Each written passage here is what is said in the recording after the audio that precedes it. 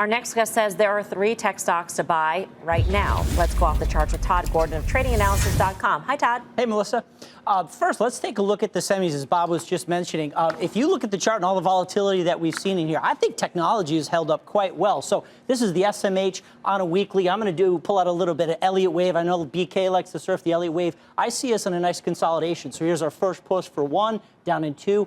Beautiful breakout in wave 3. This seems to be a bit of a wave 4 kind of holding pattern, sort of biding its time before we break out and move up in wave 5. So I think semis have held in quite well. Stock, no surprise, that I'd like to trade here is NVIDIA. NVIDIA's held in very well. Again, just a lot of consolidation. No activity of downside support break. I like the look here. And if we just clear this and kind of outline, it's about a 265 level. Obviously, we've had some upgrades here pointing to above 300. I do like the trade here. I'd like to try to put a breakout above 265, and the risk reward, that's a horrible R, is just below uptrend support. So I think you're risking 1x to make 3, 4, 5x. So I like NVIDIA on the top side. Next up is Amazon. And this is just one of the most boring, beautiful, uptrending charts within this beautiful parallel channel here. And guys, you got to make sure you switched over to your semi-log chart. You're looking at percent change rather than notional change. That's going to change the entire technical picture. And when you do that, you're going to see it's a beautiful uptrend. You can see that Amazon is really just kind of in no man's land here. It's really not overbought. It's not oversold. It really should have no problem hitting 2K. And in fact, we won't hit resistance until you're about 2,500 in Amazon. So it does look like there's some more room to go in Amazon. Finally, the stock that I thought was acting really well today, I almost put the long on today, was Apple. Apple acted really strong in a very bad tape here.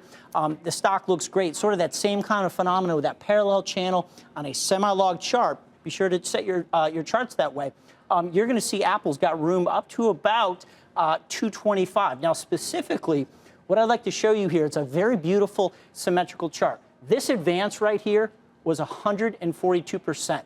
That sets a kind of a benchmark. That sets a precedent on the upside. Once you go back, recollect yourself, you're going to see these symmetrical moves more often than you think. And if you look at them, you'll see them. 142% move puts you at 218 in Apple. We closed just about 210. I think a nice short-term trade that I'm going to look to put on with my subscribers tomorrow is maybe a 210, 218 call spread. And then ultimately, once you get to 225, that's when you reach overbought status. So I think technology held in pretty well today. Bigger picture, Todd, is broader tech in any sort of technical danger? No, it acts fine. And what's interesting, Bob was just talking about China. Some of the Chinese internet stocks, which have been a major source of volatility here.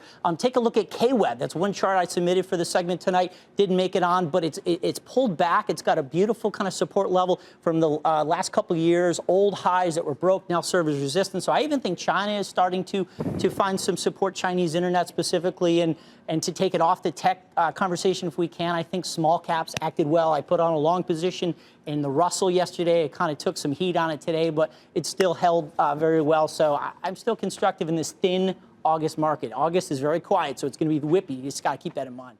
All right, Todd, thanks. Todd Gordon, TradingAnalysis.com.